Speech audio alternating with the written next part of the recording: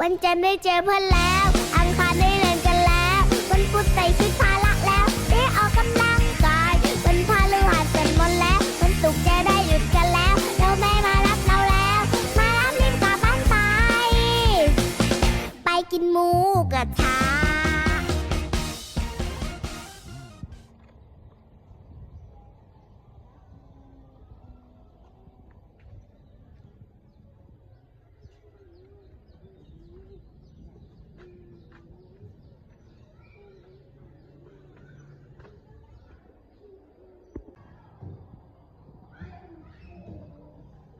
ไปเอาไปเพื่อนไปเก็บกระเป๋า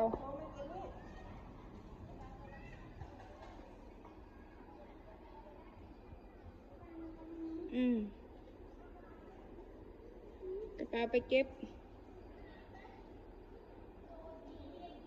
โอเค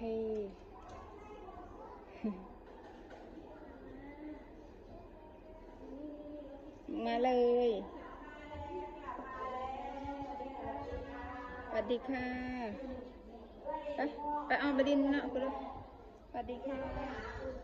บ๊ายบายแม่กลับก่อนเด้อเดี๋ยวแม่มารับนะโอเคไปเล่นอยู่นะลูก